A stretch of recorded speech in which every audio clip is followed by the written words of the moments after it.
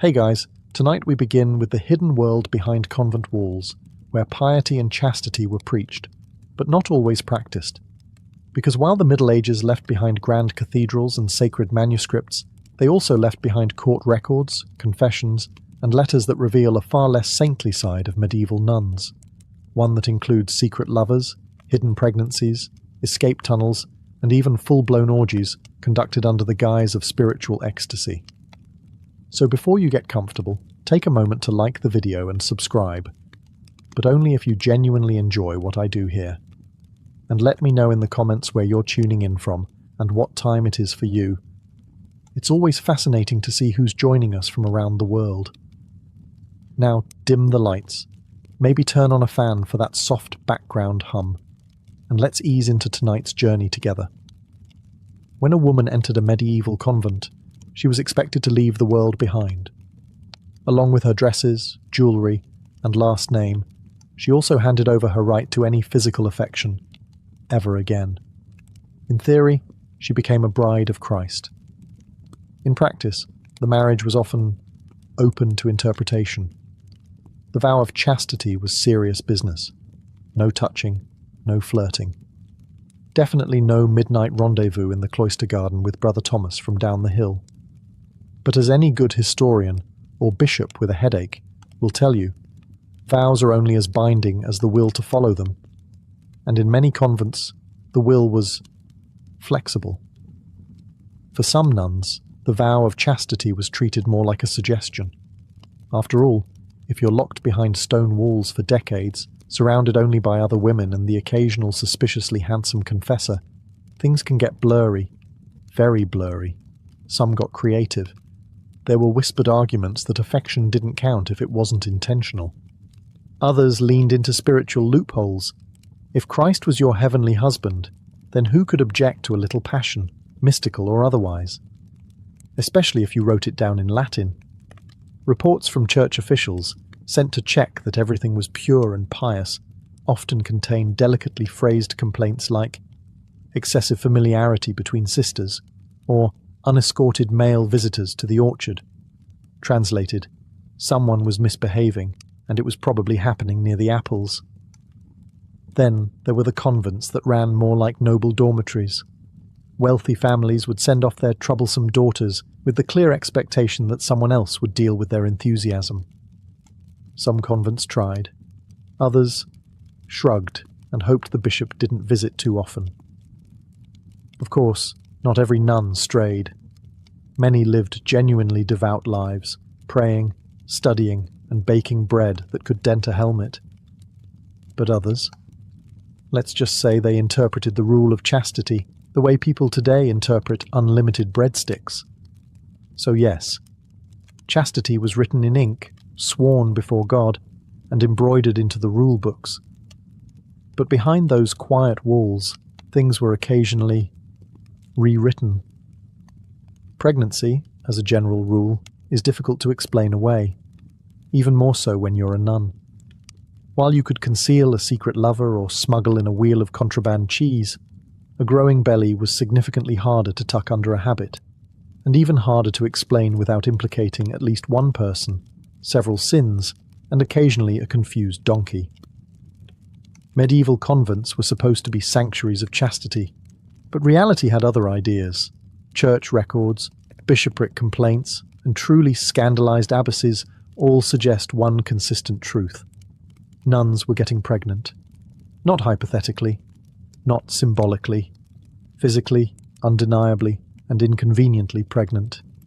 The excuses were often creative. Some claimed demonic possession. Others cited miraculous conception, which, while technically possible in biblical precedent, was treated with skepticism when it happened 3 towns over and involved Brother Jacques, the choir director. One nun even claimed she fell on a man. Hard to argue with gravity. Once discovered, convents usually responded with panic and strategic memory loss. The pregnant nun would be sent on retreat or develop a sudden, prolonged illness requiring total seclusion. If she gave birth, the baby might be whisked away under the cover of night, either to a foundling home, a sympathetic relative, or, in the darker cases, nowhere good at all. Some infants were quietly buried on convent grounds, with headstones that read like vague apologies to God. The father? That was always the next question, and the answers varied. Priests, travelling nobles, gardeners. In one memorable trial, the accused was a wandering musician with a harp and indecent smile. No further explanation was given, or needed. Punishment was equally inconsistent. Peasant-born nuns might be excommunicated and sent away in disgrace. Noble-born sisters, on the other hand, often received stern warnings and a sabbatical. One particularly brazen abbess got caught with a lover and a child, and still managed to keep her job. Clearly, management worked differently back then. Of course, the Church insisted these were isolated incidents, rare, tragic, deeply regrettable. And yet the archival paper trail says otherwise. Parchment doesn't lie, especially when it's soaked in scandal. If there's one thing medieval convents underestimated, it was the power of stationery. Love in the cloister was a delicate operation, silent, coded, and written with the kind of flowery Latin that could either be a romantic confession or a very intense prayer. Nuns may have taken vows of silence, but their quills, far less obedient. Letters were everything. When face-to-face trysts were too risky, and meaningful glances across the chapel became unfulfilling, love found its loophole through ink and wax. Some were slipped through cracks in the cloister wall. Others were tucked into loaves of bread, or passed via suspiciously helpful novices with excellent poker faces. The contents ranged from sweet to unprintable. One nun wrote to her priest-lover that she longed to drink of his chalice of devotion. The bishop investigating the case was so unsettled, he ordered the letter burned, twice, just to be sure. These secret romances weren't always fleeting flings either. Some lasted years. One nun in France maintained a correspondence with a young nobleman for over a decade, outliving 2 abbesses and at least 3 failed attempts to catch her. She finally got caught after quoting Ovid a little too accurately in the convent's choir book. Naturally, the Church took a dim view of this literary lust. When letters were discovered, punishments followed: excommunication, penance, confinement to solitary prayer, or worse, a forced public reading of the letters before the entire convent, which may have been more humiliating than divine judgment. And the lovers? If they were men of the cloth, they were usually reassigned to a colder, less romantic post. If they were laymen, well, one was once flogged, fined, and ordered to never again speak to women of the cloth or otherwise. His reply, "Can I still write?" Even more embarrassing were the cases where love letters got intercepted and passed around like medieval gossip columns. Imagine spending hours composing your deepest, holiest affections, only for them to be read aloud by a giggling novice over mead and cheese. Still, the ink kept flowing. Because when walls were high and eyes were watching, love adapted, with metaphor, innuendo, and very determined handwriting. In theory, a convent was a fortress of purity. In reality, it was more like a boarding school with walls, and in some cases, a surprising number of escape routes. Medieval nuns weren't just spiritually restless, some were physically inventive. And if you're imagining dainty women gently tiptoeing through a rose garden gate, you'd be wrong. Some of these escape attempts involved scaling walls with bedsheets, bribing guards, crawling through underground drains, and, in one case, dressing as a monk and walking out the front door like it was a normal Tuesday. The motivations varied. Some fled to reunite with lovers. Others simply hated monastic life. A few wanted to return home after realizing that eternal silence meant exactly that, even during meals. Perhaps the most legendary of all escapees was Sister Benedetta of Verona. Sent to the convent at age 14, she made 3 separate attempts to flee. On the 3rd try, she disguised herself as a novice from a neighbouring abbey, forged travel papers, and escaped on a cart of vegetables.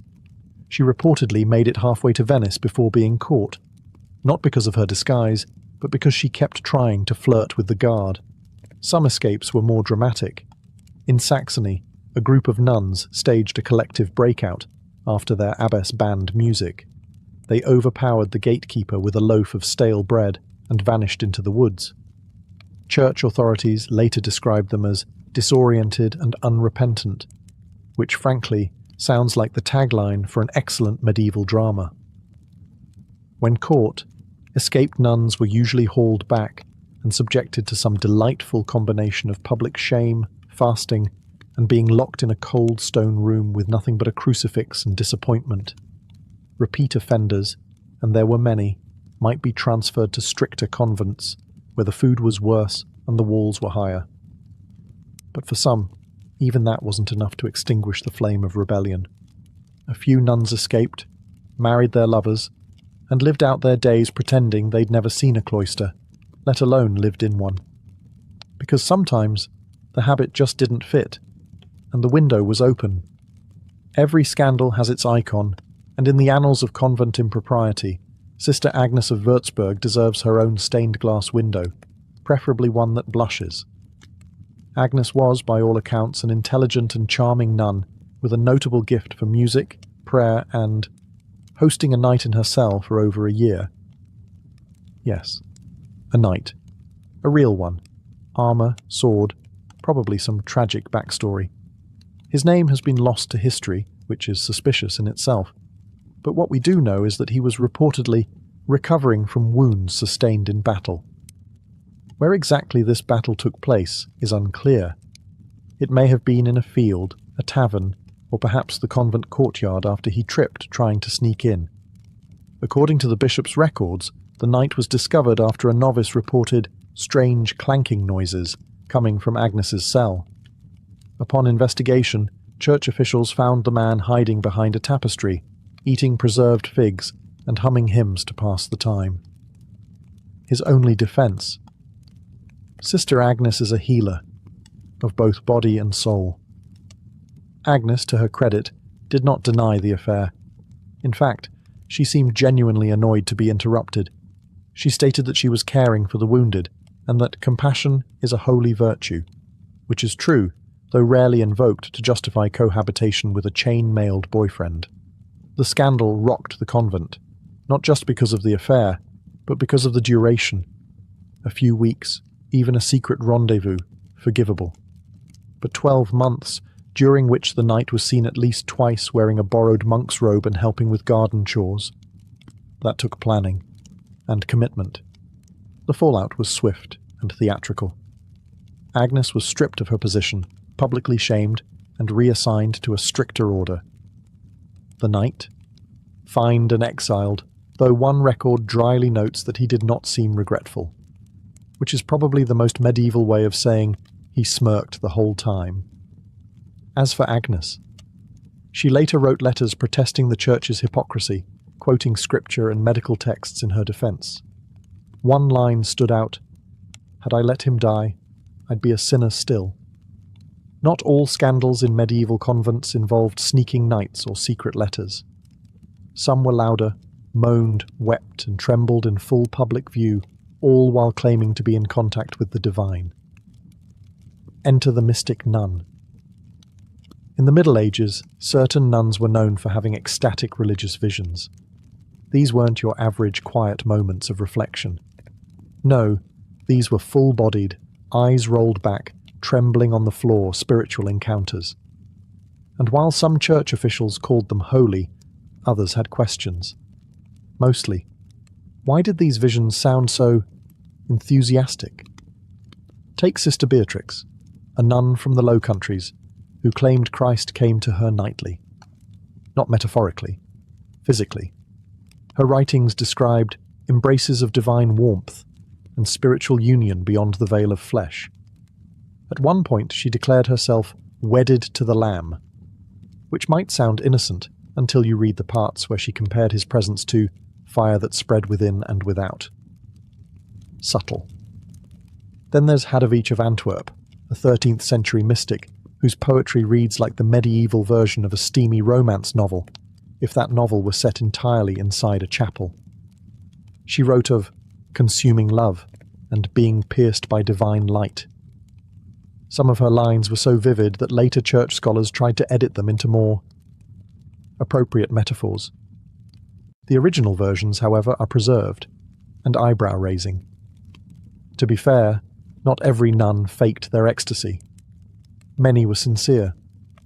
Medieval theology encouraged intense emotional relationships with Christ, sometimes verging into language that modern readers might file under PG-13. But sincerity doesn't cancel out the fact that these visions caused serious stirrings, both spiritual and otherwise. Not everyone was impressed. Some bishops accused these women of attention-seeking. Others worried about the influence such visions had on younger, more impressionable nuns. One particularly skeptical archbishop referred to them as hysteria masquerading as holiness. He was later reassigned, possibly for saying what everyone else was thinking. Still, some mystic nuns became celebrities. Their visions were recorded, copied, and venerated, which, in medieval terms, meant they got away with writing divine fan fiction and calling it theology. If there's one thing medieval monasteries were known for, it's restraint, of the body, of the tongue, and especially of the stomach. Fasting was seen as holy. Hunger was a virtue. Appetite? A temptation best left in the garden with the snake. But inside some convents, fasting was more of a daytime suggestion. Because when the bells stopped ringing and the abbess retired to her chamber, a different kind of ritual began. The forbidden feast. Convents were supposed to keep a strict diet. Porridge, bread, the occasional fish, and an existential crisis for dessert. Meat, rich cheeses, sweets, and wine were generally banned, especially during Lent or any of the dozens of fasting days that made up roughly half the year. But let's be honest, no one can eat boiled cabbage forever without plotting something. And plot they did. Some nuns developed covert culinary networks. Friendly merchants would deliver salted meats for medicinal purposes. Wine was relabeled as consecrated vinegar. Honey cakes were just there for visitors who, mysteriously, never arrived. One surviving convent inventory included 2 ducks, 1 whole ham, a jug of cherry wine, and 3 wheels of cheese. It was catalogued under liturgical supplies. You can draw your own conclusions. Midnight feasts became a thing. Picture this: a candle-lit room deep in the convent, filled with giggling nuns, whispering psalms between bites of roasted goose. One novice reportedly burned her hand sneaking hot pastries out of the oven and tried to claim it was a punishment from the Holy Spirit. No one bought it, but the pastries were apparently excellent. Sometimes these feasts became social affairs, with visiting men, merchants, priests, or in some cases, men who had no official reason to be in a convent after dark. One abbey in Burgundy was found to be hosting unapproved gatherings, which turned out to be regular Saturday night banquets, complete with dancing, gambling, and what the bishop diplomatically described as inappropriate merriment. Of course, not every nun partook. Many were genuinely devout and horrified by such indulgence, but others, let's just say their idea of fasting was eating quickly before someone catches us. Few things unnerved medieval church authorities more than a nun with a bump. Unless, of course, that bump turned into a baby, and then into a shallow grave beneath the convent pantry. One of the most chilling scandals emerged from a 14th century French convent, where rumours began to swirl of strange noises coming from the cellar. It wasn't rats. It wasn't bad plumbing. It was, as one horrified novice described, something crying that had no right to be there. When church investigators arrived, they expected the usual: a wine stash, some forbidden cheese, maybe a love letter or two. What they found was a hastily dug patch of disturbed earth beneath a barrel of pickled cabbage. Underneath, the body of a newborn child, wrapped in what was clearly a torn wimple, the headdress worn by the sisters. The implication was not subtle. The resulting investigation was as delicate as a plague cart. The mother was never officially named, though several nuns were relocated shortly afterward. a common euphemism for "please disappear quietly before this becomes a trial." The abbess, when questioned, claimed ignorance. "I was not informed of any childbirth," she stated, while standing next to a suspiciously well-used wash basin. She added that any woman who gave birth in the convent had clearly entered already pregnant, which is one of the oldest and least effective explanations in the scandal playbook. This wasn't an isolated incident. Across Europe, hidden pregnancies occasionally resulted in tragic ends. Babies were left at the doors of monasteries. Some were smuggled out to sympathetic families. A few, heartbreakingly, didn't survive long enough for either. The church responded with its usual cocktail of outrage and selective amnesia. Punishments ranged from public penance to quiet transfers. But as long as the walls stayed high and the letters stayed hidden, many such stories were buried, literally and figuratively. Still, every time a cellar was repaved or a pantry reorganized, there was the faint possibility of another discovery. A tiny scandal, wrapped in linen and silence. If there's a scale of things nuns were not supposed to do, opening a brothel lands somewhere between heresy and throwing a bishop out a window. But in 15th century Bologna, one former nun named Sister Clara decided she'd had enough of vows, veils, and virtue. So she left the convent and opened a highly successful brothel in her old convent building, with the habits still in use, because subtlety was apparently not part of the business plan. Clara hadn't exactly been cloister material to begin with.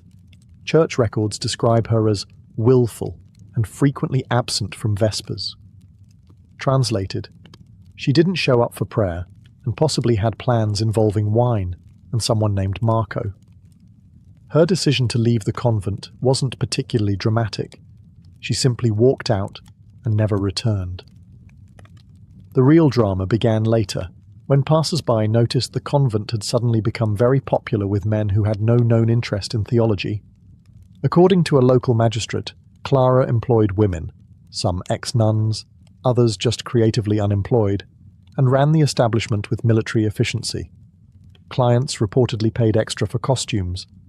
Some men requested the full confession experience, which raises theological questions no one was prepared to answer. When word reached the church, panic ensued. Not because prostitution was rare, it wasn't, but because this particular brothel had the nerve to look like a convent and function better than most monasteries. The optics were terrible. Clara, when summoned to explain herself, simply shrugged and said, "At least no one here pretends to be chaste." She was excommunicated. Then re-excommunicated, just to be sure. The building was seized, the operation dismantled, and Clara was, allegedly, sent to a nunnery far from Bologna, which seems like an odd choice, but perhaps poetic justice. Yet her legacy lingered. For years afterward, the site was colloquially known as the Cloister of Delight. It even appeared in bawdy plays and songs. And though the church tried to erase her memory, Clara became something of a folk legend, the nun who skipped salvation and went into hospitality. Confession, the spiritual reset button of medieval Catholicism. For a nun, it was supposed to be a solemn ritual of self-examination, humility, and penitence. You knelt. You whispered your transgressions. The priest offered absolution. You left lighter, in theory.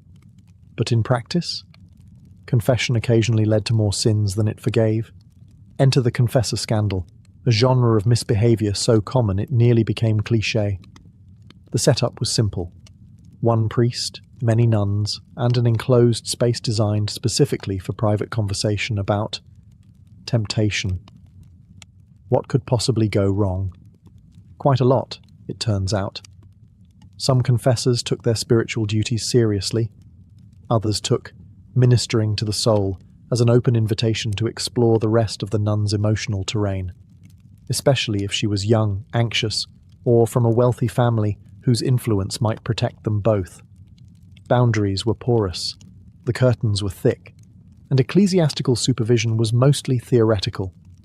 In one infamous case, Father Anselm of Tours heard the confessions of 30 nuns and somehow managed to develop special spiritual intimacy with 10 of them. The abbess began to suspect something when Sister Magdalene emerged from confession, giggling and smelling faintly of clove wine. Reports of impropriety trickled in across Europe. Some confessors were caught meeting nuns at odd hours. Others received love letters disguised as theological questions. One was discovered with his hand on a novice's knee, claiming he was checking her for signs of demonic possession. Creative, at least. The Church's response? Delicate silence, followed by reassignment. A confessor accused of misconduct was usually sent to another diocese to reflect, which in medieval terms meant, do it somewhere else and try not to get caught this time. Meanwhile, the nuns were left in awkward positions. Some were shamed. Others were blamed entirely, accused of seducing the priest with feminine charm, which, in many cases, meant existing while under 30. A few refused to confess again at all, choosing silence over sanctity. Of course, not every confession turned scandalous. But the setup, male authority, female submission, secret conversations, was practically an invitation to abuse, especially when wrapped in incense and Latin. Not all convent mischief involved flesh and desire. Some of it came in the form of suspiciously helpful nuns, with access to plants that could either heal a headache or terminate a pregnancy. Nearly every convent had a herb garden. It was part of daily monastic life. Nuns made balms, tinctures, and herbal remedies for ailments ranging from stomach aches to demonic possession, though success with the latter was mixed. But in some communities, these humble healers turned into convent chemists, and the line between medicine and mischief began to blur. They were known as the apothecary sisters, and they understood their plants well. Too well in some cases. Many were trained in the use of abortifacients, herbs like pennyroyal, tansy, and rue, which were used discreetly to restore irregular cycles. Of course, the official explanation was always vague. The potion was for a nervous condition or a stubborn humoral imbalance. But everyone knew what it meant when a nun visited the herbarium after whispering with a red face and a shaky voice. Some convents became known, quietly, as safe places for women with delicate problems. A noblewoman with an inconvenient pregnancy might suddenly decide to pursue spiritual retreat, and emerge 2 months later looking oddly slimmer and far more devout.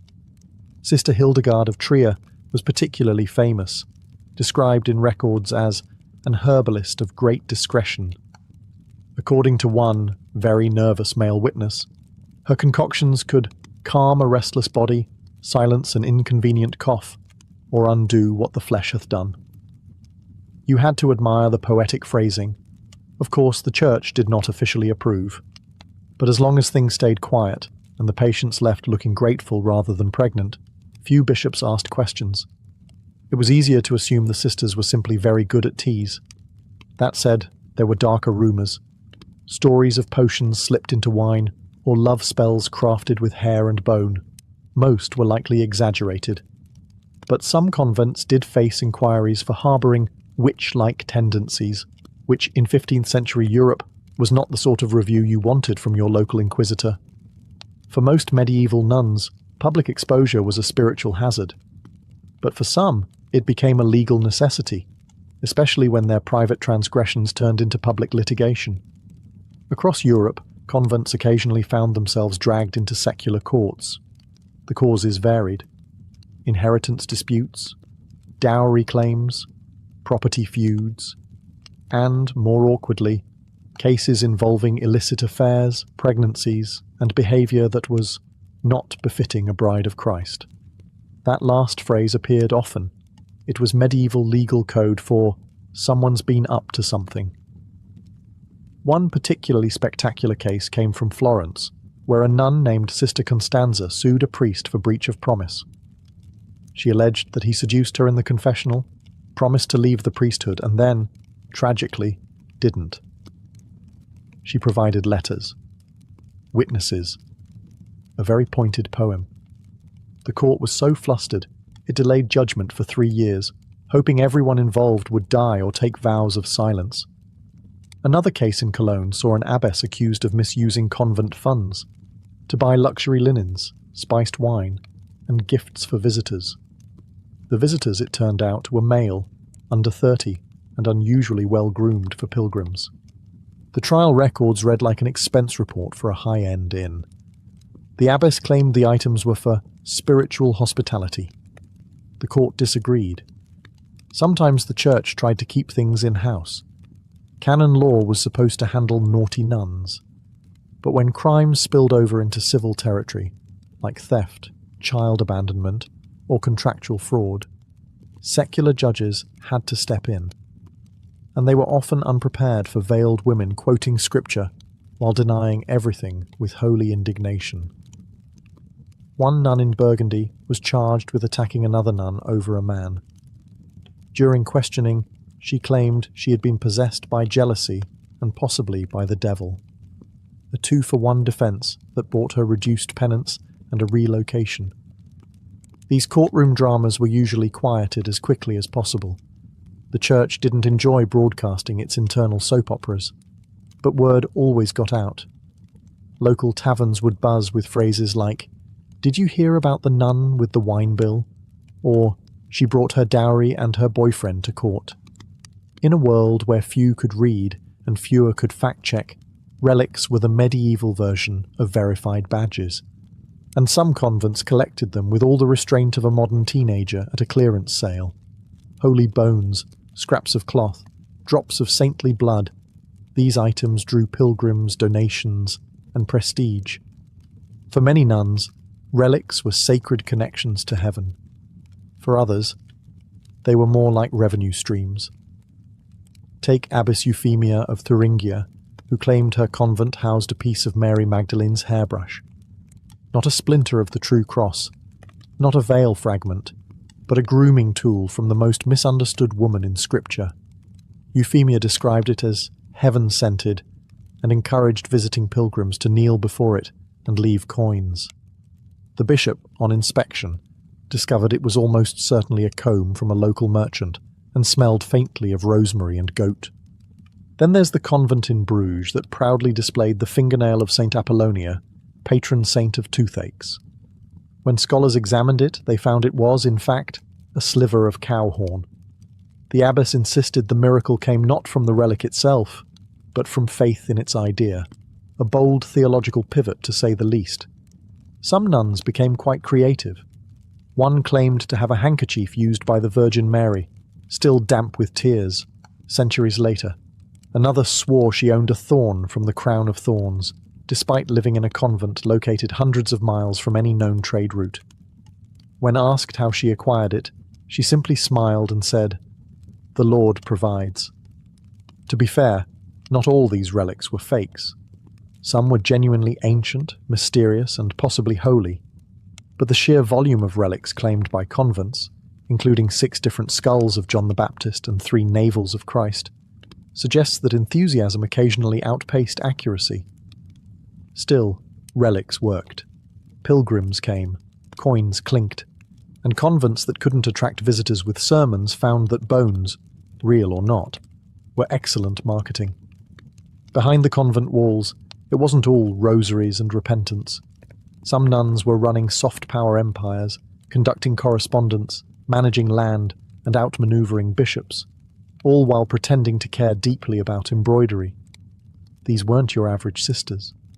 They were abbesses, often from noble families, and they understood something crucial about medieval life. Influence wasn't sinful, if you called it stewardship. Take Abbess Matilda of Essen, who effectively ran her abbey like a duchy. She negotiated land deals, hosted royal guests, and once publicly corrected a visiting count's Latin. She was revered as pious and terrifying, a combination that allowed her to get things done while technically never leaving the cloister. Many convents controlled vast estates. The church may have frowned on women wielding authority, but it had no problem accepting their taxes. That left abbesses and senior nuns in charge of finances, agriculture, and disputes with tenant farmers. And like any good landowner, they sometimes bribed local officials, forged a deed or two, and encouraged favourable tithes through blessings. One convent in Normandy famously negotiated its own treaty with a rival monastery after a dispute over fishing rights turned into a full-blown holy turf war. The abbess at the time, Sister Julienne, wrote a peace letter described by scholars as unusually sharp for a woman sworn to humility. Translation: she absolutely roasted the abbot in flawless Latin. Then there was the political matchmaking. Noble families frequently installed their daughters in convents, not always for piety, but for strategic placement.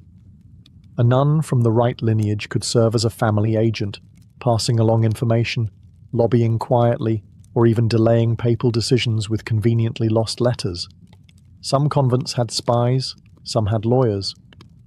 One German abbey reportedly employed a scribe who also knew fencing, which suggests their copy editing process was especially intense. Of course, the church noticed, and occasionally tried to crack down, but as long as the sisters remained outwardly devout, there was little the hierarchy could do. You can't excommunicate someone for being too competent, even if they're clearly running the place like a velvet-gloved mafia. By the late Middle Ages, some convents had evolved into something resembling self-contained cities, complete with economies, hierarchies, gossip, secrets, and, yes, the occasional underground baby swap. Not all scandal wore a sultry smile or left behind a pile of love letters. Some wore silence. Not the holy kind, but the strategic kind. The kind of silence that kept reputations intact, that covered up the crying, the blood, the sudden illness. The nun who mysteriously vanished after taking ill, and whose cell was given to a new novice by morning. Because sometimes scandal wasn't loud, it was procedural. Take the case of Abbess Theodora, who ruled her convent like a medieval CEO. She managed lands, hosted dukes, and held prayer vigils so elaborate they required seating charts. When 3 of her novices turned up pregnant over the span of 1 year, she insisted it was the result of spiritual temptation and ordered stricter fasting for everyone but herself. When local clerics raised questions, she accused them of envy and threatened to withhold intercessory prayer for their souls. A chilling flex, even for the 14th century. Other convents simply leaned into their notoriety. The Abbey of St. Lucilla, outside Milan, quietly gained a reputation as a refuge for reformed women, a vague term that meant former courtesans who now spend 20% of their day in prayer and 80% in expensive robes. They hosted musical recitals, charged admission for feast day processions, and kept peacocks, actual live peacocks, in the garden. The bishop called them a minor concern. Rome called them profitable. In England, one nun was so successful at forging indulgences that her scrolls made it all the way to York Cathedral, where they were blessed by a bishop before anyone realised they were printed using ink mixed with berry wine. Even the devout weren't immune to strange practices. One mystic nun claimed she had spiritual visions only when fasting and dancing at the same time. Her superior eventually banned both, prompting her to invent holy spinning. Visitors thought she was possessed. She insisted she was simply expressing divine joy, at 30 revolutions per minute, because beneath the incense and scripture was always something else. Raw, stubborn life, clawing its way through the cracks in the marble. Before he was the world's most legendary barrel-dwelling philosopher, Diogenes was just the son of a banker in the Greek city of Sinope. That's right. The man who would later scoff at gold and spit on wealth was literally born into money. And, well, that didn't last long. Diogenes' life took a turn when he and his father Hicesius were implicated in a rather creative crime, defacing the local currency. Not metaphorically. They were accused of literally tampering with the coins, possibly shaving them down or forging them. It's still debated whether Diogenes knew exactly what he was doing, or if he was just helping Dad with the family business. But one thing's clear. The local authorities were not amused, and so the future cynic was promptly exiled. Now, for most people, being exiled from their hometown would be a tragedy. For Diogenes, it was a career move. He fled to Athens, the philosophical epicenter of the Greek world. and decided that instead of crawling back into respectable society, he would dismantle it, bit by bit, with sarcasm, a sharp tongue, and complete disregard for pants. Athens, at the time, was full of prestigious thinkers and polished sophists.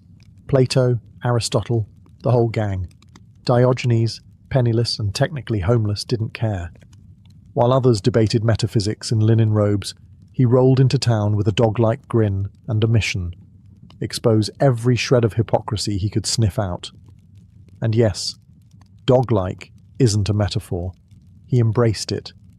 In fact, he proudly identified with the word kynikos, meaning dog-like in Greek, which is where we get the word cynic, barking at corruption, biting at convention, licking truth raw and unfiltered. His first order of business? Ditching all societal pretense. He renounced possessions, mocked manners, and slept in a giant ceramic jar, often mistakenly called a barrel, like a philosophical raccoon. It was his ultimate statement: if society was a facade, he was going to live outside of it. Literally. This wasn't just rebellion for rebellion's sake. Diogenes believed that virtue came from living in accordance with nature, and nature didn't need money, reputation, or 10-room villas. It just needed honesty, and maybe a sturdy jar. If Athens was the heart of philosophical prestige, then Plato was its golden child, polished, revered, and entirely too serious for Diogenes' taste. While Plato was categorizing virtues and defining abstract ideals, Diogenes was, well, peeing on them, literally and figuratively. One of the most famous anecdotes involves Plato attempting to define a human being as a featherless biped. He thought it was a clever summary of our species. Diogenes, always ready to weaponize mockery, plucked a chicken and brought it into the academy, loudly declaring, "Behold, Plato's human." The joke landed so hard that Plato was forced to revise the definition by adding, "with broad, flat nails." Score 1 for the man in the jar. But Diogenes wasn't just trolling for attention. He believed that philosophers like Plato had become too wrapped up in abstract nonsense, forgetting to live with integrity. To Diogenes, virtue wasn't something to be debated, it was something to be lived. And if that meant heckling the intellectual elite while munching onions and looking homeless, so be it. He made a habit of disrupting Plato's lectures, walking through the crowds with a lantern in broad daylight, muttering that he was looking for an honest man. The crowd laughed, nervously, because deep down they knew he was right. Athens, for all its democratic ideals and marble buildings, had become a place of polite lies and philosophical performance. Diogenes tore through it with blunt honesty. Plato reportedly called Diogenes Socrates gone mad. And that wasn't entirely wrong. Like Socrates, Diogenes asked uncomfortable questions and refused to play by societal rules. But unlike Socrates, Diogenes didn't want a dialogue. He wanted a spectacle. And he was more than happy to play the clown if it meant revealing hypocrisy. He made the simple life look outrageous. He begged without shame, ate whatever scraps he could find, relieved himself wherever he pleased, often to the horror of onlookers. But each action, however crude, was a philosophical statement. Why should he feel shame for natural functions when others felt no shame for lying, cheating, and hoarding wealth? Where Plato built ideal worlds, Diogenes smashed the illusions of this one. And if you asked him, that made him the real philosopher, even if he did smell a bit like old olives and existential dread. By now, Diogenes had become a full-time philosophical menace. He had no permanent address, unless you count the massive ceramic jar he slept in, tucked away in the marketplace like some kind of sentient street art installation. He owned almost nothing, just a cloak, a stick, and a cup, until he saw a boy drinking water from his hands and promptly threw the cup away. "A child has beaten me in plainness of living," he said. That was the thing about Diogenes. He didn't just talk about simplicity. He outsimplified everyone. He wasn't pretending to reject wealth while secretly hoarding silver under his mattress. No, He quite literally lived off scraps, bathed in rainwater, and slept with the dogs. In fact, he often called himself a dog, not as self-insult, but as a badge of honor. Dogs live naturally, without shame, pretense, or obsession with status. And that's exactly how Diogenes wanted to live, bark included. Then there was the lamp, or lantern depending on the translation, which he famously carried during the day. "What are you doing?" people would ask. "Looking for an honest man," he'd grumble. Of course, the subtext was clear. He wasn't finding one. He wasn't even hopeful. The joke was the point, a slap in the face to everyone who thought themselves virtuous while living lives dripping in compromise. His daily life became performance art, and every gesture was a lesson. When he was once caught masturbating in public, he reportedly quipped, "If only it were as easy to relieve hunger by rubbing my stomach." Crude, absolutely. But for Diogenes, natural acts weren't shameful. Hypocrisy was. And let's be clear, Diogenes wasn't poor because he had to be. He had offers of shelter, food, even patronage from wealthy admirers. He turned them down like someone dodging a pyramid scheme. For him, accepting charity meant chaining yourself to obligation, and Diogenes wouldn't be leashed. Not by money, not by decorum, and definitely not by society's awkward coughs when he did something uncivilized in public. He wasn't living on the fringe of society. He had planted himself there like a thorn, sharp, uncomfortable, and impossible to ignore. If everyone else was busy polishing their masks, Diogenes was proudly showing his dirt. And in a world full of roles and rituals, that was the most radical act of all. One of the most iconic encounters in ancient philosophy, and possibly in all of history, happened between the dirtiest man in Athens and the most powerful man on earth.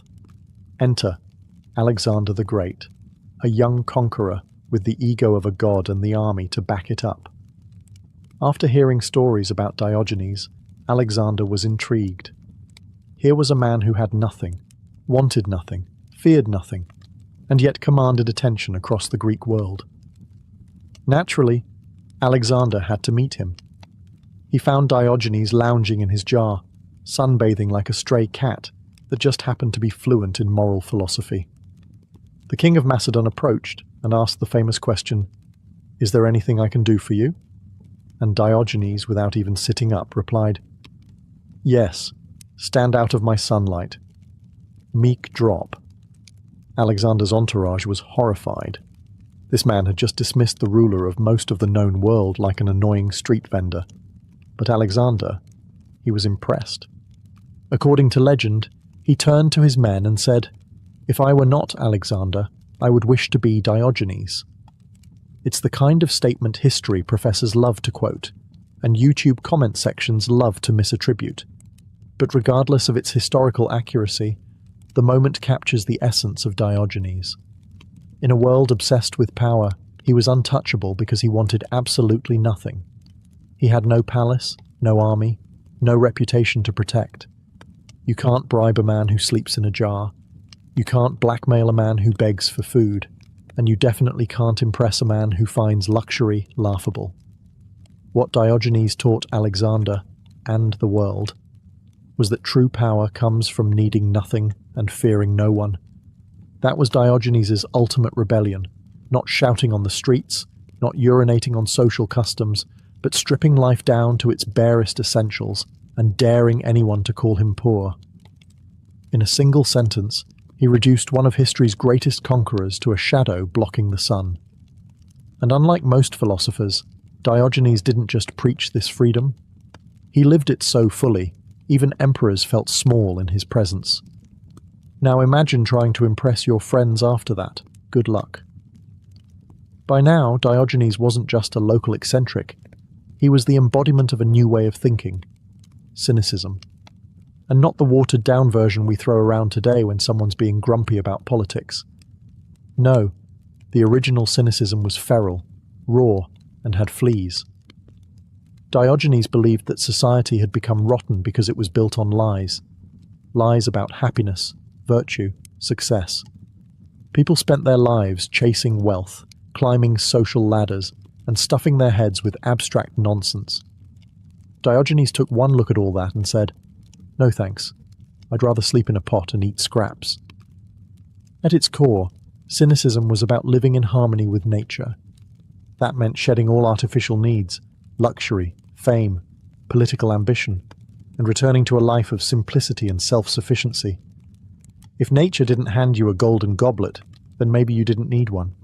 And if nature gave you a stomach, then yes, begging for bread or stealing an onion was more honest than flattering a politician. His philosophy was also deeply confrontational. Diogenes didn't hide his beliefs in essays or temple scrolls. He lived them loudly. He mocked, barked, and even physically interrupted people's lives to force them to see their own contradictions. If someone preached virtue but lived lavishly, Diogenes would follow them around like a philosophical heckler, exposing the rot underneath the silk. To Diogenes, actions mattered far more than ideas. In fact, he once said, "Other dogs bite their enemies. I bite my friends to save them," because nothing said friendship like a good, metaphorical gnaw on the ankle of your delusions. He was especially brutal toward hypocrisy, especially among philosophers. If a scholar claimed that poverty was noble while living in comfort, Diogenes would hold up a mirror, metaphorically or otherwise. He once saw a lavish temple being built and declared, "The gods must have gone blind if they need such a grand house." In a world obsessed with image, Diogenes was image's natural predator. Where others cloaked their ambitions in rhetoric, he stripped everything down, literally and figuratively. He wasn't trying to be liked. He was trying to wake people up. And if that meant barking like a dog or relieving himself on public statues, well, so be it. Truth, after all, wasn't always polite. Diogenes wasn't just a philosopher. He was Athens' walking conscience, a filthy, loud, extremely inconvenient one. Depending on whom you asked, he was either a lunatic with bowel control issues or the only sane man in a city full of liars. Maybe both. He made a career out of offending people. Once, during a feast, he walked barefoot across the banquet hall's expensive carpet, wiping off the mud from his feet and muttering, "Thus I trample on the pride of Plato." Not exactly RSVP behavior. But for Diogenes, this was more than rudeness. It was protest against vanity, excess, and all the hollow rituals people wrapped around themselves to feel important. He challenged everyone.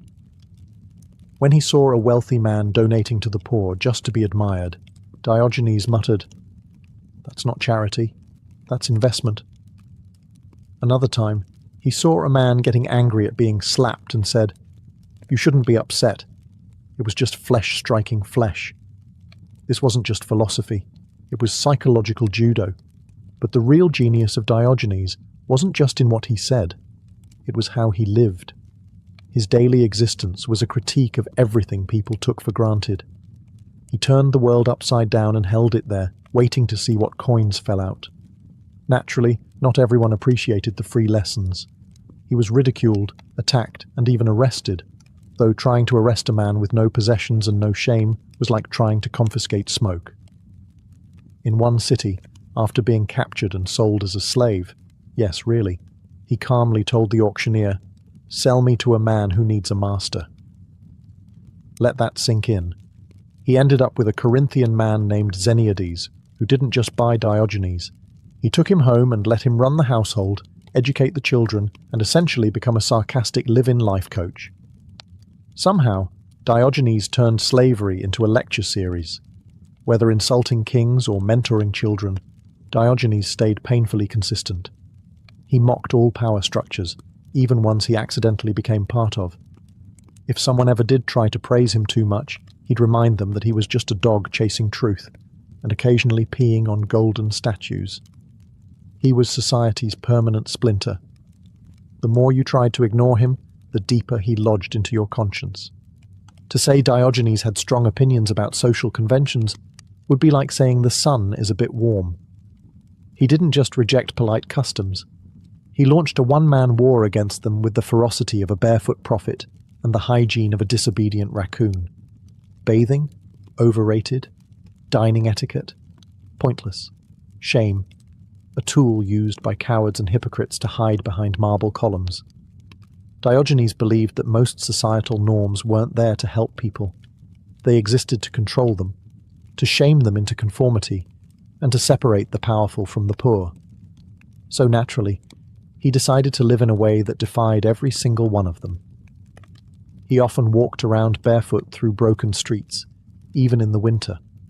When asked why he didn't wear shoes like a normal person, he replied, "If I were in need of shoes, I'd be more distressed about my life than my feet."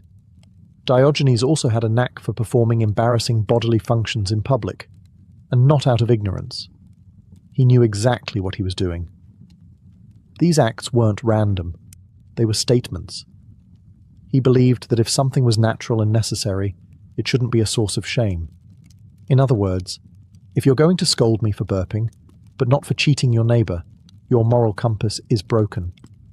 Even begging became a form of resistance. While most beggars tried to appeal to pity or social obligation, Diogenes treated it as a spiritual test, for himself and the person being asked. If they gave, fine. If not, that was fine too. Either way, he stayed honest, and hungry. But Diogenes wasn't just rebelling for rebellion's sake. His whole existence was an ongoing experiment to see how little a person needed to live well. Not just survive, live well, with dignity, with freedom, with a sense of humour sharp enough to slice through the pomp of politicians and the polished language of philosophers. He exposed the absurdity of conventions by ignoring them entirely, and the more people insisted he behave normally, the more he doubled down, proving that many so-called civilized behaviours were really just rituals we performed to make ourselves feel superior. In a world that obsessed over masks, Diogenes was barefaced, and probably barefoot, laughing in the sun, asking us why we weren't. Diogenes, of course, didn't leave behind memoirs, marble busts, or temples in his honour. He wouldn't have wanted them. In fact, if someone had tried to build him a statue, he probably would have spat on it. His legacy lives not in what he created, but in what he destroyed. Illusions, pretensions, and egos. As for his death, like everything else about Diogenes, it's surrounded by stories that are somewhere between tragic, ridiculous, and profoundly fitting. Some say he died from holding his breath out of boredom with life. Others claim he succumbed to an infected dog bite, irony not lost on anyone familiar with his nickname. And then there's the version where he simply lay down, said nothing, and didn't get back up. No grand last words, no dramatic curtain close, just the world's loudest cynic slipping away silently, as if even death didn't impress him. When asked how he wanted to be buried, Diogenes reportedly replied, "Throw me outside the city wall and let the beasts have me." Shocked, someone asked if he was worried about animals tearing him apart. Diogenes answered, "Not if you give me a stick to chase them away." "But you won't be able to use it," the man pointed out. "Then why should I care what happens to me when I'm dead?" Diogenes. 1. Mortality. 0. In the centuries after his death, Diogenes' teachings didn't disappear. They spread like wildfire among those who were tired of hypocrisy. His brand of cynicism inspired a whole school of thought, influencing later Stoics like Epictetus and Marcus Aurelius, who borrowed the idea of self-sufficiency and virtue untainted by wealth or reputation. Even today, in an age obsessed with filters, followers, and fortune, Diogenes still feels oddly relevant. He's a reminder that true freedom isn't found in owning more, it's in needing less. That dignity doesn't come from titles, but from living in line with your values, even if those values include yelling at statues and living in a barrel. He may have died penniless, homeless, and barefoot, but Diogenes left behind something far more durable than gold. The uncomfortable truth. The kind that sticks in your brain like a splinter and dares you to laugh at yourself. Or at least question why you're not carrying a lantern. You'd think a man who barked at citizens, slept in a jar, and publicly scolded Plato would be a forgotten footnote in philosophy. And yet Diogenes has become a symbol, not of madness, but of radical honesty in a world built on illusion. The fact that we still talk about him over 2,000 years later says something. It says that deep down, people are still hungry for truth, even if it smells like onions and lives in a barrel. Diogenes matters today because his life was a provocation. He dared to ask, what happens when you stop playing along? What if you stop chasing wealth, reputation, even comfort, and just live with what you need?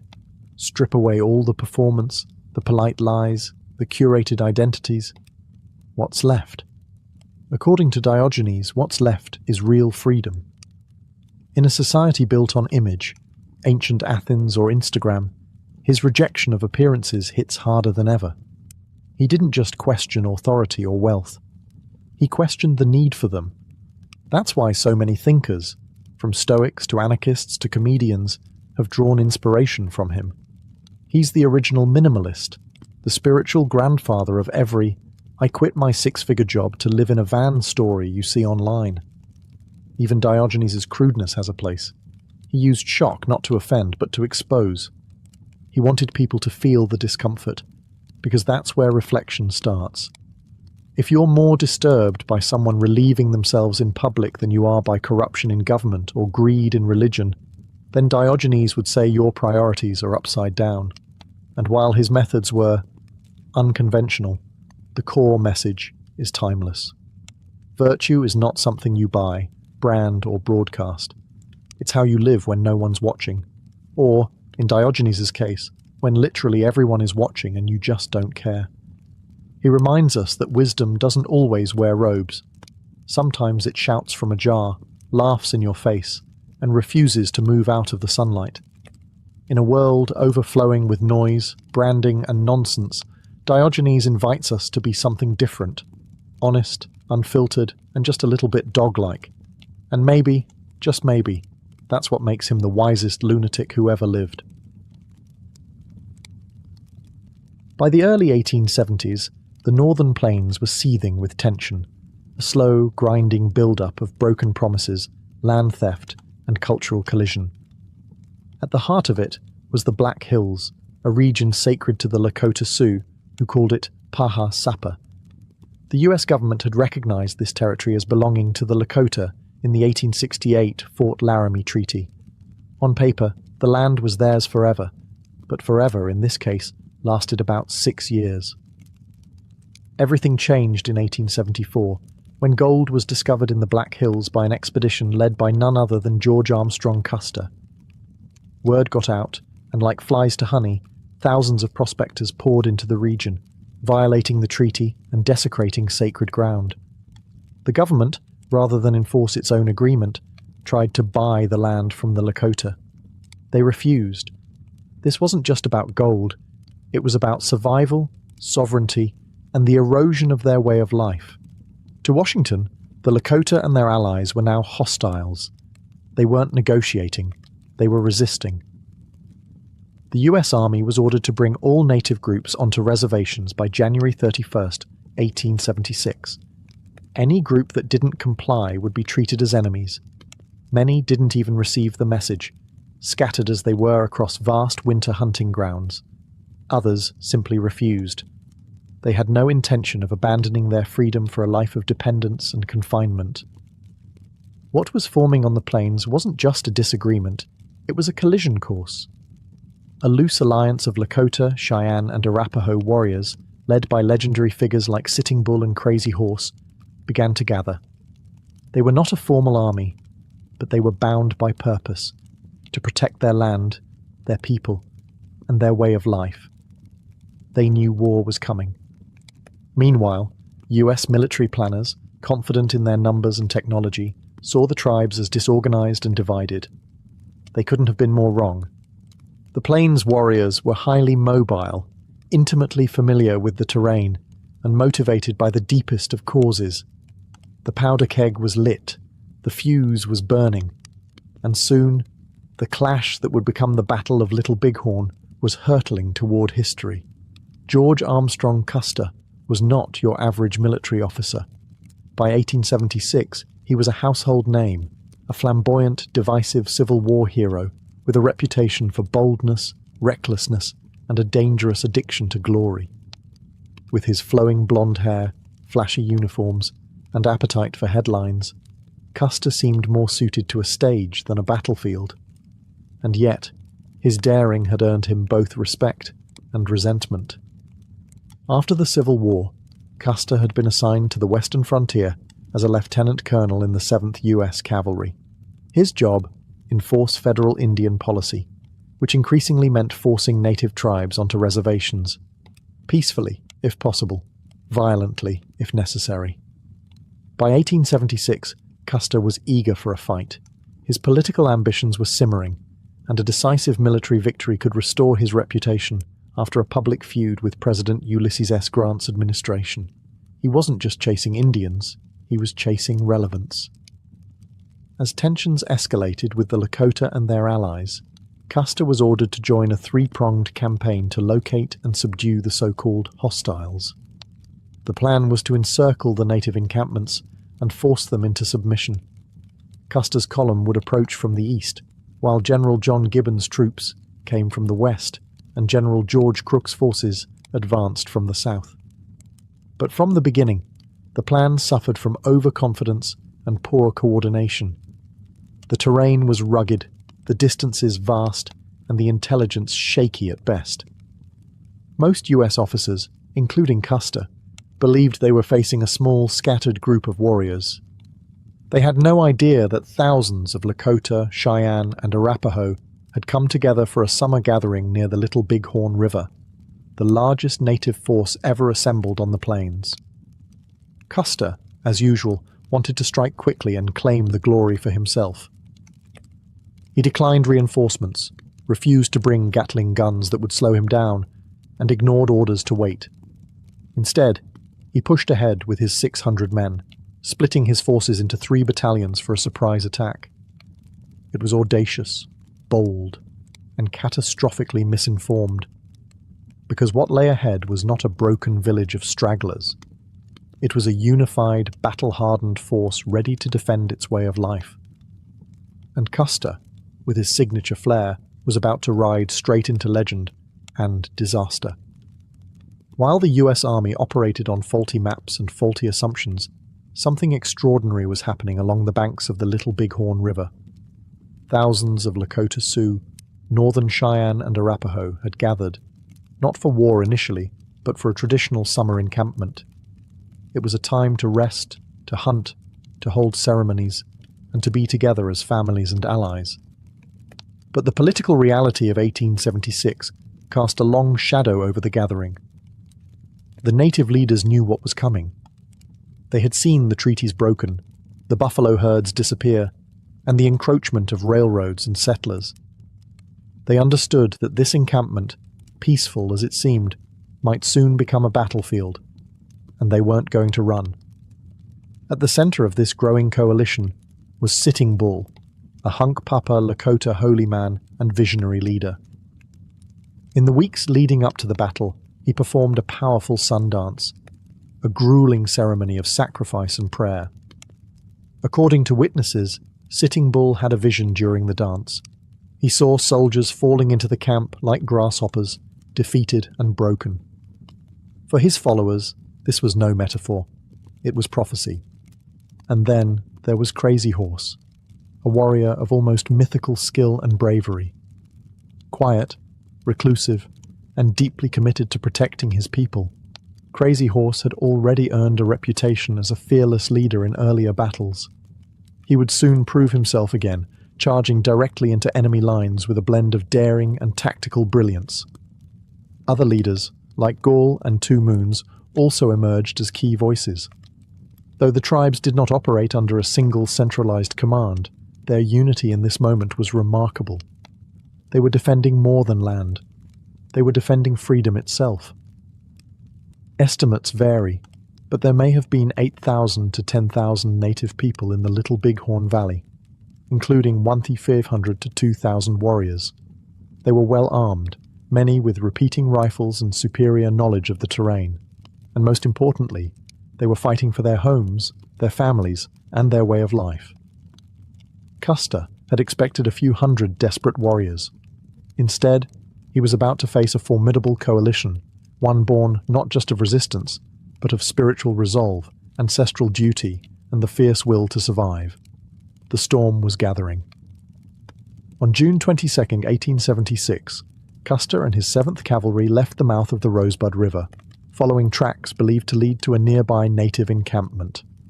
For 3 days, they moved fast, too fast, pushing men and horses to exhaustion. Custer was convinced the native village would scatter if they realized soldiers were coming. He wanted to strike first, strike hard, and claim the glory before General Terry or Gibbon could arrive and steal the spotlight. But this urgency blinded him to caution. Scouts, including famed Crow and Arikara warriors, warned Custer that the village ahead was massive, unlike anything they had seen before. Some even climbed high ridges and returned with wide eyes, saying, "Too many to count." They urged Custer to wait, to reconsider. He did not. On the morning of June 25th, Custer reached a ridge overlooking the Little Bighorn Valley. From a distance, he could see parts of the great encampment, teepees stretching along the river like a small city. Smoke rose from cooking fires. Children played. Horses grazed. But what he saw as a vulnerable camp was in fact a sleeping giant. Still believing he could surprise them, Custer made the fateful decision to divide his 600-man regiment. He sent Captain Frederick Benteen to scout to the south with 125 men. Major Marcus Reno was ordered to attack the southern end of the village with 140 men. Meanwhile, Custer himself took about 210 men northward, hoping to flank the village from behind and trap the warriors in a pincer move. It was bold, it was risky, and it was based on disastrously false assumptions. Custer did not know that the warriors were already aware of the soldiers' approach. Lakota scouts had spotted dust trails and moving columns. The element of surprise was lost before it ever began. As Reno's men descended into the valley, they didn't find panicked families running. They found warriors assembling, more warriors than they'd ever imagined, and instead of folding, the camp erupted into organized resistance, led by the very people Custer had underestimated. At that moment, the myth of invincibility surrounding the U.S. Army began to crack. The 7th Cavalry was walking into a storm it couldn't outrun, and Custer was leading the charge straight into its heart. At around 3 p.m. on June 25, 1876, Major Marcus Reno and his men charged the southern end of the native encampment. What they expected was panic. Women and children fleeing, warriors scrambling. What they got instead was an organized, furious resistance. Within minutes, the charge unraveled. Reno's men dismounted in the timber along the river and opened fire. But the volume of returning fire shocked them. The warriors were not only numerous, they were aggressive, fast, and coordinated. Lakota and Cheyenne fighters surged across the open ground with terrifying speed, many on horseback, firing with deadly accuracy. Some carried Winchesters and Spencer repeating rifles, more advanced than the single-shot carbines the cavalry used. Reno panicked. Instead of holding his position, he gave a chaotic order to mount and retreat across the river. In the scramble, many soldiers were shot down, some drowned. The retreat turned into a rout. Bloodied and disorganized, Reno's men staggered up a bluff on the east side of the river, desperately trying to form a defensive position. Just then, Captain Frederick Benteen arrived from the south with reinforcements. Together, he and Reno established a rough perimeter atop what would later be called Reno Hill. There they dug in, low on water, surrounded and under constant fire. They could hear distant gunfire to the north, the sound of Custer's own fate unfolding, but they didn't know exactly what was happening. They sent messengers, but none returned. Meanwhile, in the valley below, native warriors swarmed across the battlefield, emboldened by Reno's retreat. Spirits rose. The prophecy was coming true. The invaders were not invincible. They were fleeing, and more were coming. Up until now, US military campaigns on the plains had been predictable. Native groups had learned to expect overwhelming force, fast strikes, and harsh retaliation. But this was different. The warriors were fighting on their own terms, mobile, determined, fueled by vision and rage. and while Reno clung to life on the hilltop, unsure of what had gone wrong, Custer was continuing his advance to the north, unaware that the entire tactical framework he relied on had already collapsed. The battle was no longer about strategy. It had become survival. And Custer's clock was ticking. While Reno's forces were retreating in chaos and Benteen was fortifying Reno Hill, Custer and his 210 men pressed northward, entirely unaware of the scale of the battle unfolding behind them. Still under the illusion that the village could be attacked from multiple directions, Custer's detachment moved along high ground, hoping to strike the village's rear. But the warriors knew he was coming. By now, the alarm had fully spread through the massive encampment. Lakota, Cheyenne, and Arapaho warriors, hundreds strong, surged toward Custer's column. Instead of finding women and children to capture, Custer found himself facing a tidal wave of mounted fighters. His troops were stretched thin along the ridgelines and hills, trying to hold defensive positions, but they were quickly surrounded. The precise sequence of the fight remains debated. There were no survivors from Custer's immediate command. But what is clear is that the 7th Cavalry was overwhelmed in a matter of hours. The native forces, led by warriors like Crazy Horse and Gall, outmaneuvered and outnumbered Custer's men. Their superior knowledge of the terrain and aggressive tactics shredded the cavalry's lines. The soldiers tried to make a stand on what would later be called Last Stand Hill. Surrounded, out of ammunition, and with no escape, they fell. Some in small groups, some alone, some reportedly trying to shoot themselves rather than be captured. Native accounts described the battle as brutal and fast. It wasn't just a fight, it was a collapse. Custer was killed in the final moments, likely shot through the chest and head. He was found among a cluster of men, including his brothers Tom and Boston Custer. Nearly every soldier in his command was killed. Over 200 men, wiped out to the last. For the native warriors, it was a staggering and emotional victory. But it wasn't celebrated with triumphalism. Some accounts describe mourning rather than cheering, an understanding that while they had won the battle, war was far from over. The US Army would return, and this moment of glory would be met with vengeance. Still, for one day, on the rolling hills of Montana, the unstoppable machine of westward expansion had faltered, and Custer, the bold commander chasing legacy, had found it, not in conquest, but in annihilation. When the dust finally settled on the evening of June 25th, silence returned to the hills of the Little Bighorn. Fires smoldered, ammunition belts lay scattered, and over 200 soldiers of the 7th Cavalry lay dead, including George Armstrong Custer and nearly every officer under his direct command. The battlefield was littered with broken weapons, fallen horses, and the bodies of men who had never seen it coming. But the native victory, as complete as it was, came with a grim understanding. This was not the end. It was a spark. The US government, humiliated and enraged, would not forgive what they would call a massacre. Back east, newspapers screamed headlines of Custer's last stand, casting him as a martyr, and the native warriors as bloodthirsty aggressors. The context, the treaty violations, the gold rush into sacred lands, the defensive nature of the fight, was conveniently erased from the national narrative.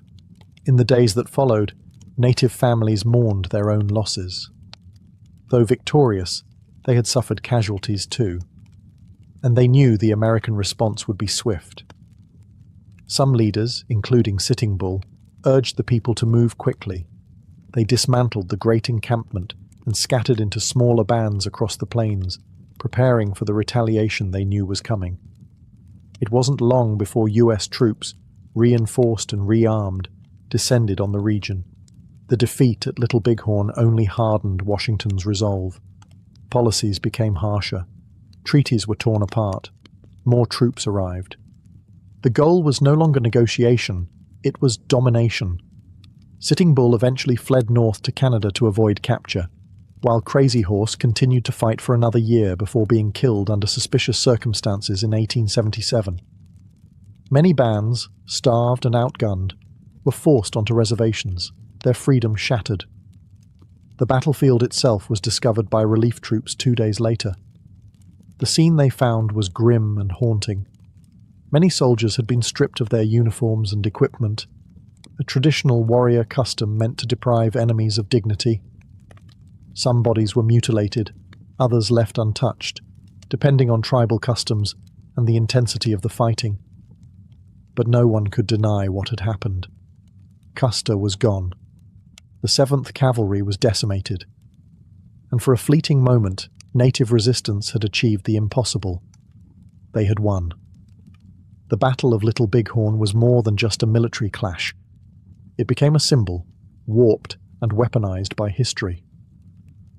For the Lakota, Cheyenne, and Arapaho, it was a rare and hard-won victory against overwhelming odds. For the US government and its citizens, it was a humiliation that demanded swift, merciless retribution. In the American imagination, the narrative was quickly twisted. Custer was transformed from a reckless glory chaser into a tragic hero, the valiant general who made a last stand.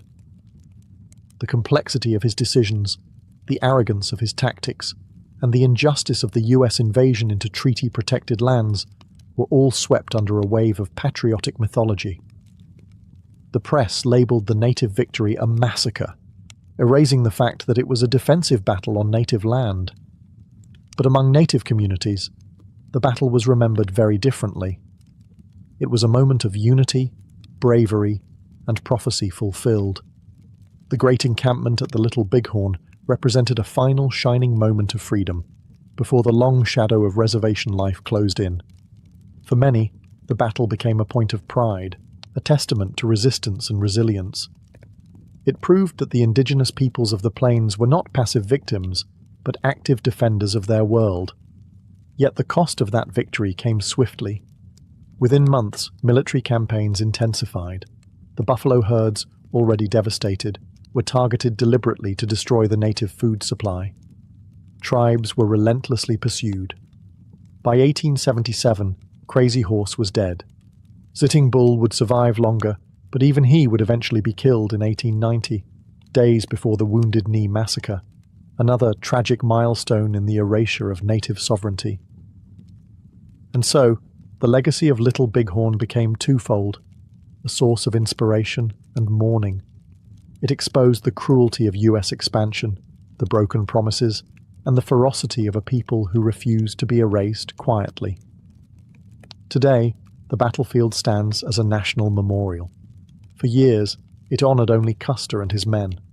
But more recently, memorials have been added to honor the native warriors who fought and died there. Not as villains, but as heroes defending their homelands. The hills remember both sides. The wind carries both songs. And the legacy of Little Bighorn still speaks, if you're willing to listen to more than one version of history. In the grand arc of American history, the Battle of Little Bighorn stands out as one of those rare moments when the underdog didn't just fight back, they won. For a single day in 1876, native warriors held back the tide of an empire. They didn't win by numbers, technology, or wealth. They won with courage, unity, and an unshakable will to protect their way of life. But the tragedy of Little Bighorn is that this victory did not change the outcome of history. It only delayed it. In fact, it accelerated the end. The stunning defeat of Custer enraged Washington. Public opinion hardened. Sympathy for native grievances, where it had existed, was buried under waves of vengeance and nationalism. Congress increased military funding. The campaign against the Plains tribes intensified with brutal precision. Within just a few years, the nomadic life that had defined Lakota, Cheyenne, and Arapaho culture for centuries was gone. The buffalo were nearly extinct, the reservations carved up, the land parceled out. The very hills that had once echoed with hooves and war cries now stood silent. And yet, Little Bighorn refused to fade. Over the decades, it has been reinterpreted, reimagined, and reclaimed. For many Americans, it started as a tale of heroic sacrifice. For others, it gradually became a symbol of injustice, of a nation that broke its word and called resistance treason. Today, the site is one of the few battlefields where both sides are remembered. where the markers don't all point in one direction. For native peoples, the battle remains deeply symbolic, not as the beginning of defeat, but as the final brilliant stand of a free people. A moment when everything that was being taken from them, land, freedom, dignity, was fought for with every ounce of spirit they had left. It was, and still is, a sacred memory. And for the rest of us, Little Bighorn offers a difficult but necessary lesson about power, about myth, about the cost of conquest. It reminds us that history is not always told by the victors. Sometimes it's buried beneath them, waiting to be unearthed. In the end, Custer may have gotten the glory, but the warriors of Little Bighorn got something far more lasting: the truth and the right to say, "We were here, and we fought." The Forbidden City wasn't just built. It was conjured into existence with ambition, labor, and a deep desire for control. In 1406, the Yongle Emperor of the Ming dynasty ordered the construction of a new imperial palace in Beijing, aiming to move the capital from Nanjing. But this wasn't going to be any ordinary palace.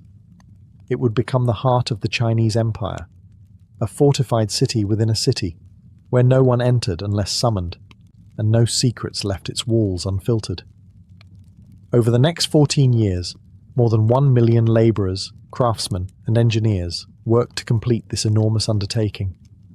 The materials alone were drawn from every corner of the empire: golden Nanmu wood from Sichuan, giant marble blocks hauled across frozen rivers, and millions of glazed roof tiles baked to perfection. Brick by brick, an empire's pride was set in stone. When finished, the Forbidden City covered nearly 180 acres and housed over 900 buildings. Its layout followed strict Confucian principles: symmetrical, orderly, hierarchical. At its core lay the Hall of Supreme Harmony, where emperors were crowned and decrees thundered through the bureaucracy. But beyond the grandeur, the deeper purpose was psychological. This wasn't just a residence, it was a statement. The emperor does not live among you, he lives above you. And make no mistake, it was truly forbidden. The average citizen of Beijing never stepped foot inside. Even high officials entered only by imperial permission. Guards stood at every gate. Spies lurked in every corridor. The outer city bustled with markets and common life, but inside the red walls, time slowed and ceremony ruled. It was a world locked in ritual, cloaked in mystery, and insulated from the messiness of daily life. But beneath its golden rooftops and crimson columns, the Forbidden City was also a pressure cooker. For all its beauty, it was built to isolate, to keep power centralized, to shield the emperor from threats both physical and political. In time, it would become a place of intrigue, betrayal, and whispers in the shadows. A palace? Yes, but also a stage, for 5 centuries of empire, ambition, and slow unraveling. From the outside, it dazzled. From the inside, it watched, and it never ever forgot who walked its halls. At the heart of the Forbidden City sat the Emperor, the Son of Heaven, the living bridge between the mortal realm and the divine. But for all his cosmic authority, the man on the throne often led a life of extraordinary isolation. The Forbidden City didn't just protect the Emperor, it consumed him. Every day of his life was scripted with suffocating precision. He awoke to music, was dressed by attendants, and followed a schedule so ritualized it bordered on theatrical. Meals were sampled for poison. Documents were read aloud by ministers kneeling before him. Even a stroll through the gardens required ceremonial clearance and multiple escorts. Nothing was spontaneous. Everything was watched. And while the emperor sat at the top of the hierarchy, he was far from free. The very structure that elevated him also imprisoned him. Surrounded by layers of eunuchs, ministers, consorts, and spies, the emperor rarely encountered the outside world. His information was filtered, his interactions managed, and his ability to act independently, especially in later dynasties, was often stifled by the overwhelming machinery of court protocol. Some emperors handled this with ruthless efficiency, like Yongle or Kangxi, who ruled with a firm hand and mastered the bureaucracy. Others fell into paranoia, decadence, or detachment, lost in their own palace like a gilded ghost. There were emperors who spent months, even years, within the Forbidden City without setting foot outside the walls. The world they ruled might as well have been on the moon.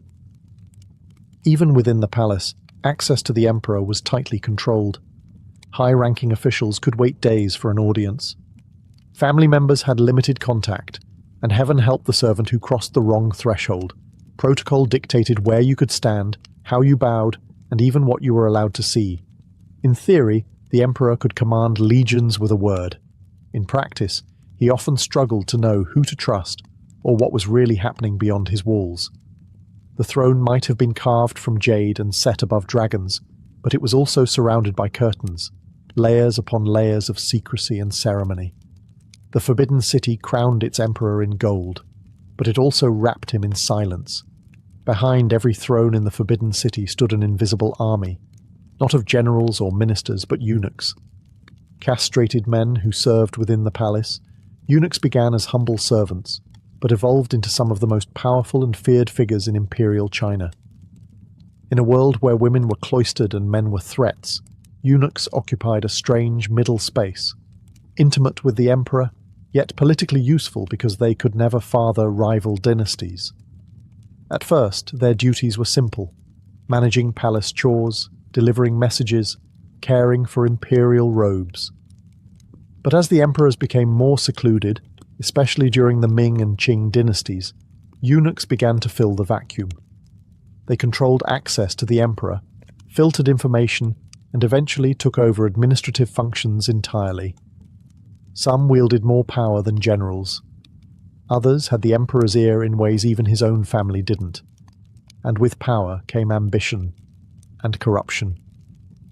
The history of eunuchs in the Forbidden City is a cycle of rise and ruin.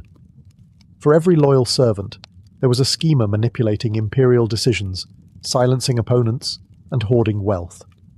Some eunuchs, like Wei Zhongxian during the late Ming period, effectively ran the empire from behind silk screens. His enemies disappeared, his allies were promoted, and entire ministries lived in fear of his whispers. But the influence of eunuchs wasn't just political. It was personal. They cared for the emperor since childhood, watched him grow, and often became surrogate fathers, mentors, or enablers. Their presence was constant, in the emperor's chambers, his study, his court. If the emperor was lonely, it was often the eunuchs who knew, and sometimes exploited, that loneliness. Yet their lives were far from luxurious. Many were forcibly castrated as boys, often from poor families hoping to secure them a future inside the palace. Those who survived the brutal operation and years of menial work could, with cunning and luck, rise in rank. But they were always viewed with suspicion by Confucian scholars and military elites, tolerated, used, and eventually scapegoated when things went wrong. In a city built on ceremony and secrecy, the eunuchs were the silent hands that moved the pieces. Not kings, not pawns, but something far more complicated and far more dangerous. Beyond the grand halls and towering gates of the Forbidden City lay its most secretive zone, the inner court. This was the emperor's private world, a maze of palaces, gardens, and sleeping chambers hidden deep behind the red walls. Here, the business of state gave way to the business of dynasty, consorts, concubines, and children.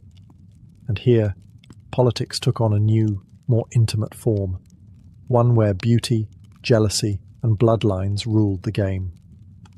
The inner court was divided into 3 main palaces for the emperor's use, and 6 residences for the empress and concubines. But don't be fooled by the serene names and fragrant gardens. This was not a peaceful retreat. It was a battlefield, with dozens, sometimes hundreds, of women competing for favour. The inner court was a world of veiled threats, whispered alliances, and calculated ambition. At the top stood the empress, the legal wife of the emperor. She held rank and ceremony, but not always his affection. The emperor's heart and heirs often came from the concubines, whose status could rise or fall overnight depending on a glance, a pregnancy, or a single rumour. Some bore sons and were elevated to power. Others faded into obscurity, their names forgotten, their futures quietly erased. Palace maids and senior eunuchs acted as intermediaries, messengers, and, occasionally, spies. Nothing happened without being seen. Nothing was forgotten. The women of the court had little freedom, but they wielded influence in subtler ways, through charm, manipulation, and sometimes poison. Occasionally, a consort would gain such favour that she effectively ruled through the emperor. One of the most famous was Empress Dowager Cixi, who rose from low-ranking concubine to virtual ruler of China for nearly half a century. Her power began inside these very walls, behind closed doors, in silken robes, with a brilliant mind cloaked in patience.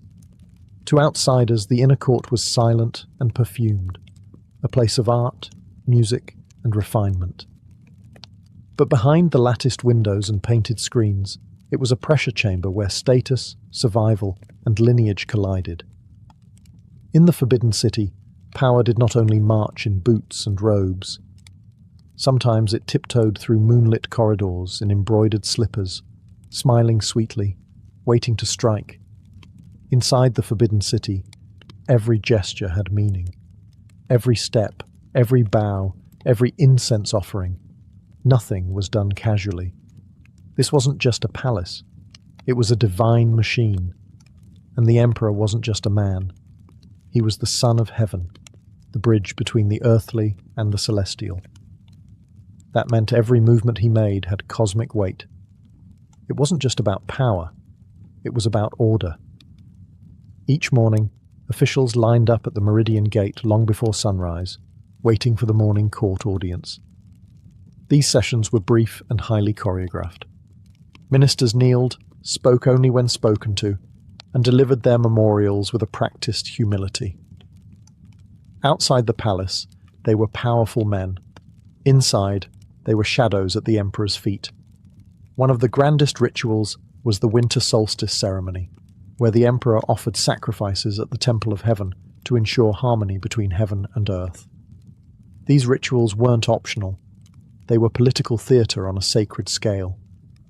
A failed ritual, bad weather, a forgotten step, was seen as a sign that the mandate of heaven might be weakening. Inside the palace, rituals governed every aspect of life. Weddings, funerals, births, even meals. The emperor's food was inspected by multiple officials, tasted for poison, and arranged according to strict traditions. If the emperor changed the menu without permission, chaos could ripple through the kitchens and court alike. But perhaps the most telling ritual was silence. You didn't speak to the emperor unless spoken to. You didn't look him in the eye. Even his family bowed, rose, and retreated backwards. Distance was mandatory. Intimacy was rare. Over time, the obsession with ritual became a double-edged sword. On one hand, it preserved continuity, structure, and legitimacy across centuries. On the other, it paralyzed decision-making. Ministers debated protocol, while the world outside changed. Foreign powers advanced. Revolution stirred. But inside the Forbidden City, the officials were still arguing about the proper number of ceremonial steps for a royal procession. The rituals that once cemented power began to calcify it. They kept the empire spinning, but also stuck in place. Like a beautifully painted clock whose hands no longer moved. Inside those golden walls, the performance continued, flawless, precise, and increasingly irrelevant. Beneath the lacquered beams and golden tiles of the Forbidden City lay a world not seen in paintings, a world of shadows, whispers, and endless suspicion. Though the walls kept enemies out, they couldn't keep ambition in. And in a palace where power was concentrated, inherited, and often unstable, the greatest dangers weren't armies at the gates. They were servants in your chamber. Spying was not just common, it was institutionalized. Eunuchs reported to other eunuchs. Palace maids gossiped in coded whispers. Even concubines had informants bribing or blackmailing lower servants for information about their rivals. The emperor's word was law, but most of the time, he didn't know which words to trust. Paranoia was routine. Letters were opened. Conversations were overheard. An offhand remark could be twisted into treason. False accusations flourished. Ministers might rise to glory one day and be exiled the next based on a whisper. Families disappeared overnight. Some chose suicide over trial, understanding the fate that awaited them if they resisted. The eunuchs were both participants and enforcers of this invisible war. While some were loyal and protective of the emperor, others built spy networks that rivaled secret police. Under the Ming dynasty, the infamous Eastern Depot, a eunuch-run intelligence agency, was given terrifying power: the ability to arrest, interrogate, and execute without consulting the civil government. Torture was standard. Confessions were extracted like teeth. And while court scholars and officials resented the eunuch's influence, they weren't above intrigue themselves. The court was a chessboard, and every promotion, every marriage alliance, every imperial edict was a move in an endless game. At times, even the emperor was a pawn, especially if he was young, sickly, or uninterested in ruling. Regents and dowagers pulled the strings, smiling in daylight and striking by night. It was a world where success demanded silence, cunning, and an impeccable memory for allegiances. One misstep, even an unguarded look, could be fatal. And yet, people schemed on. Because in the Forbidden City, there was no higher prize than proximity to the throne, and no deeper fall than losing it. Beneath the rituals and red walls was a city that never truly slept, only watched and waited. The Forbidden City may have looked eternal, its golden roofs glowing in the sun, its red walls unshaken by time. But inside, dynasties rose and crumbled with alarming frequency. Power that appeared divine from a distance often turned out to be dangerously mortal up close. And sometimes, the empire didn't fall on a battlefield. It fell in a quiet corridor, behind a locked door, whispered out of existence by those closest to the throne. The Ming dynasty, which built the Forbidden City, ruled for nearly 3 centuries. But by the 1600s, it was staggering under the weight of its own bureaucracy, internal corruption, and peasant uprisings. The palace had become a maze of ceremonial obsessions and eunuch dominance, while famine and unrest brewed outside. In 1644, as rebel armies closed in on Beijing, the last Ming emperor hanged himself in the palace gardens. He left behind a note lamenting his failure, and a palace ripe for takeover. The Manchus, a foreign power from the northeast, swept in and established the Qing dynasty. Remarkably, they chose to keep the Forbidden City as their seat of power, adapting its traditions while inserting their own. The architecture remained, but the language, dress, and rituals evolved. Once again, red walls absorbed the shock of transition and kept the illusion of continuity alive. The Qing ruled from the Forbidden City for another 268 years, through high points of prosperity and devastating collapse. The late Qing emperors, especially during the 19th century, struggled to adapt to modern pressures: Western imperialism, internal rebellions, and technological stagnation. Meanwhile, Empress Dowager Cixi ruled from behind a curtain, literally manipulating court politics while refusing reforms that might have saved the empire. By the time the boy Emperor Puyi ascended the throne in 1908, the Forbidden City was more museum than power center. In 1912, the Qing dynasty fell, and with it over 2 millennia of imperial rule. But oddly, Puyi was allowed to remain inside the Forbidden City for another 13 years, like a ghost wandering the ruins of his own past. The emperors were gone, but the city remained, hollowed out, majestic, and haunted by the echoes of vanished dynasties. The walls had survived, but the thrones within them had not. After the Qing dynasty fell in 1912, the Forbidden City should have gone silent. But instead, it entered one of the strangest chapters in its 5-century history. The monarchy was gone. China was now a republic. And yet, inside the crimson walls, a child emperor remained. Puyi, age 6, still dressed in dragon robes, still bowing to empty rituals, and still ruling over nothing.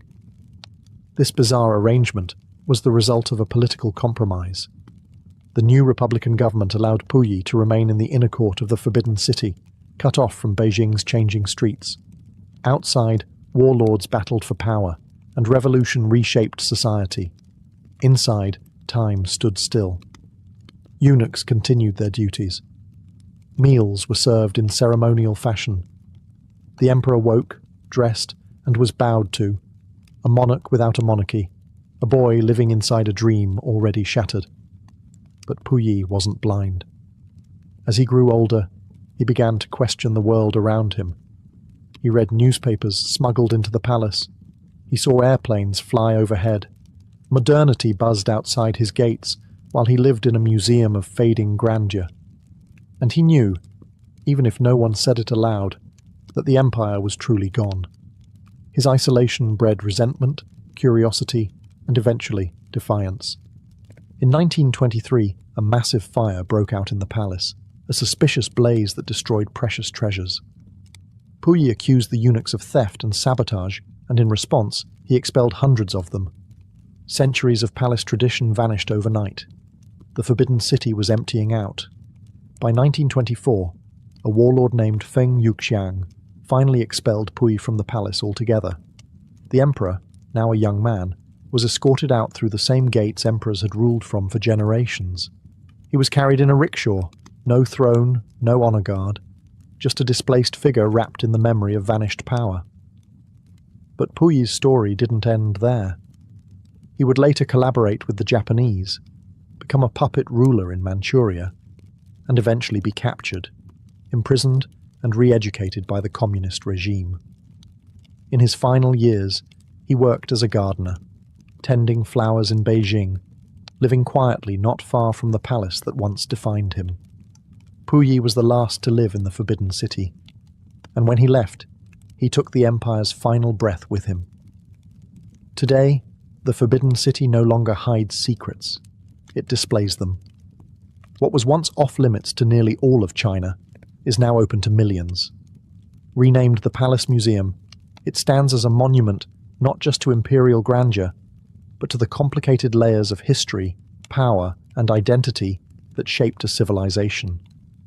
Walking through its gates today, visitors pass under the same towering red walls that once intimidated diplomats and echoed with the footsteps of eunuchs.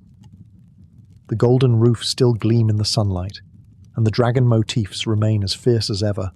But now, instead of guards and courtiers, you'll find tour guides, selfie sticks, and schoolchildren with notebooks. The Forbidden City houses more than 1.8 million artifacts, scrolls, paintings, porcelain, ceremonial garments, weapons, and personal belongings of emperors and empresses. But beyond the objects, what lingers most is the silence of rooms that once dictated the fate of millions. Empty thrones, closed doors, and vast courtyards whisper stories more powerful than any exhibit label. Restoration efforts have kept the complex remarkably intact, and yet the Forbidden City is more than preserved. It has been transformed.